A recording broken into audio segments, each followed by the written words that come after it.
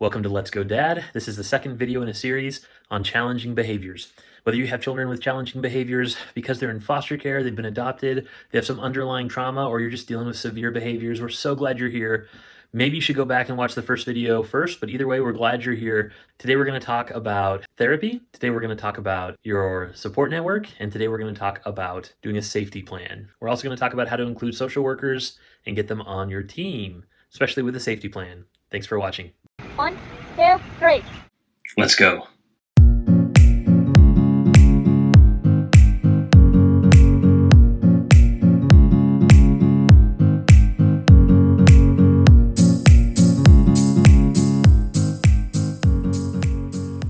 So my parents are giving me the gift of watching the boys.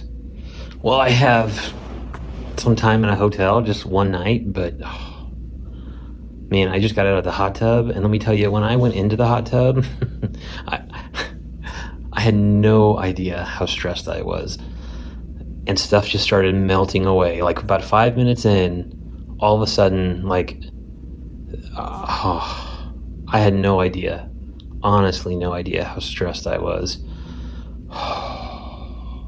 So good. You know, respite's important. Taking a break is important, especially if you're dealing with hard kids, even if you're not, but especially if you're dealing with hard kids, you just need a break. And with Robert, I didn't take breaks because he'd make me pay for it afterwards. And yeah, that's all true. But I should have. I so desperately needed a break.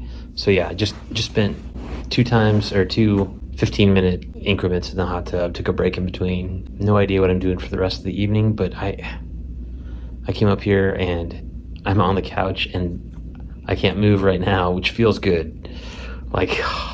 Feels good. So why do we do that? Why do we wait so long? Why do we think it's selfish? Why are we afraid to give ourselves breaks? And yeah, my parents were stressed about taking care of the one child with all of his behaviors, but the social worker is going to be there during some key moments, which is amazing. So I don't know why I haven't done this before. I don't know. It's dumb. Honestly, dumb. And I'm lucky I didn't have issues because I haven't done this. So make sure you take care of yourselves. I am. Here I am. Love you guys. How you can begin to address the underlying issues. So in other words, you're helping the child build a foundation of health, and you're building a foundation in your house of safety and health so that the behaviors aren't as impactful, they don't last as long, and the child can live in a healthy way in a family, which is so critical for children who come from hard places, to be able to have the healing that comes from a family. Here's where I'm going to talk about therapy.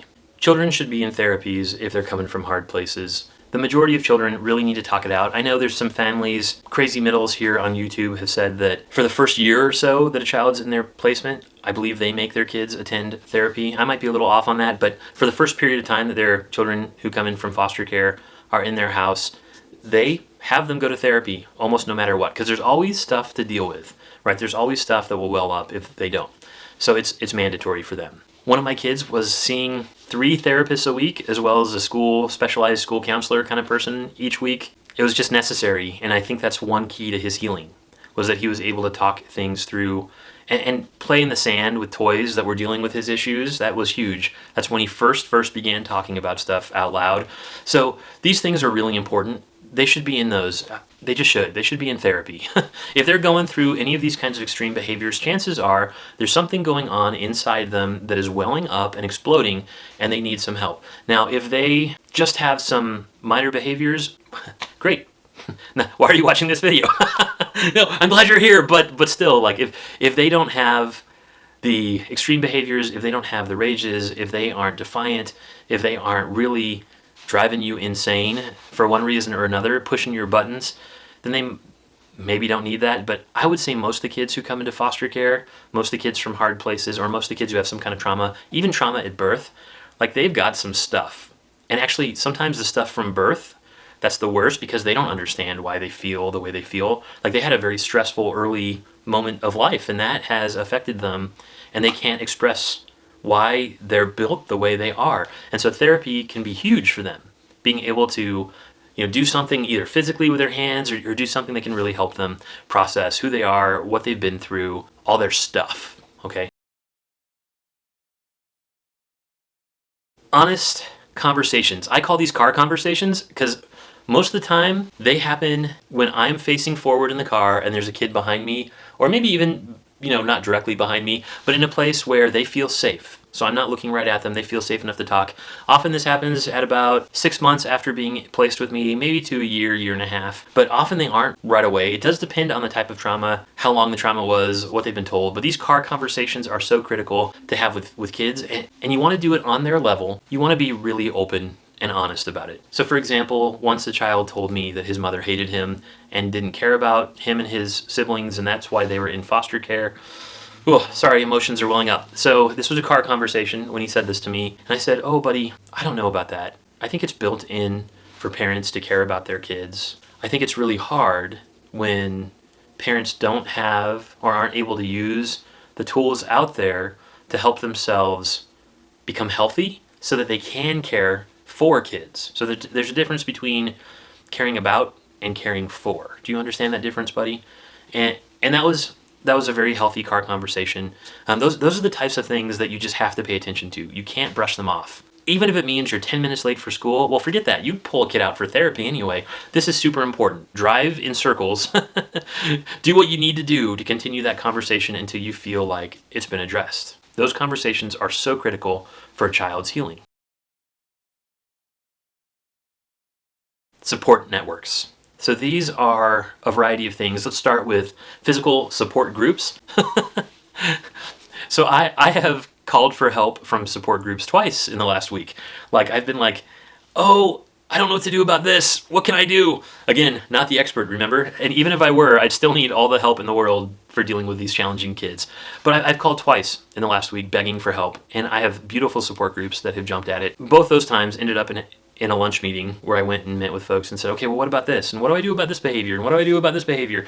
And people just were there for me, just like I'll be there for them if they call me with the same type of thing, honestly. And then another support group that knew I was going through a hard time with one child demanded that they be able to provide care for that child. And so a couple of them met up with him at the park, and their kids played tag together, and he gave us a break. I'm telling you, so critical, so important are support groups. So important. Okay, the other part of, you could say, your support group is having open communication with social workers, with teachers, with counselors.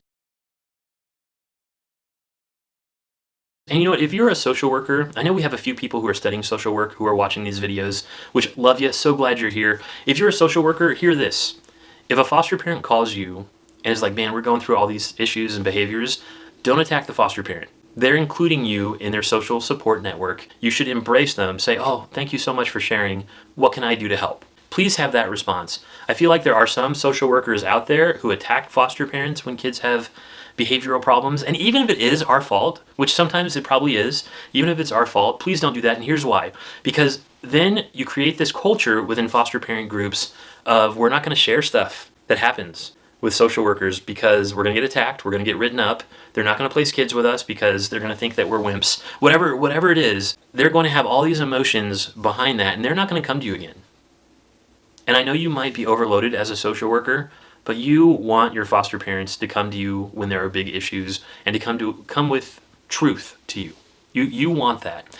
And the reason you want that is because it is the best way to find healing for those kids if you get to be part of that picture. You lose your voice into that child's life when you cut out the foster parents or when they cut you out because of the way that you address them. So again, love you, appreciate everything you do, social workers, so much.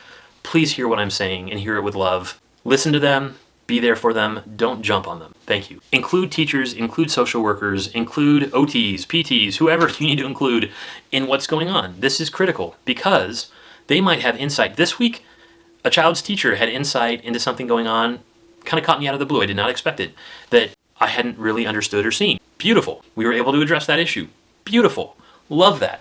So include them as part of your team, as part of the support network. Too often, I've seen people become argumentative or at odds with teachers or social workers, and this is not beneficial for the kid. It just is not. Now, if you have a social worker that is just not playing nice, and they're out there, I know, I get it, they are out there.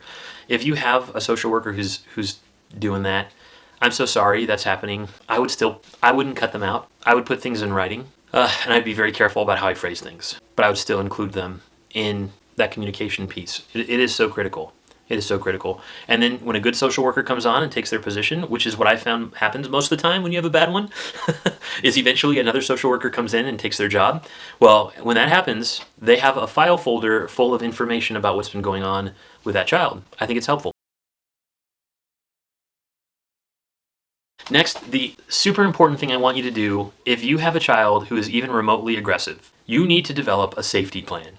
And I know the word safety plan can be used in other ways in the foster system, so here's what I'm talking about. I'm talking about when a child becomes aggressive and destructive, what does each member of your family do, and what do you do to keep yourself safe and to do the best you can to de-escalate that child and keep that child safe. The county I'm with now, the supervisor and the social worker, so the social worker supervisor and the social worker, both agreed to let me take some steps when this one child is raging that are really helpful to me. And I'm so glad they did, because I was really stressed about what to do. But they said, nope, you can do this, and you can do this, and you can do this. And I went, oh, thank goodness.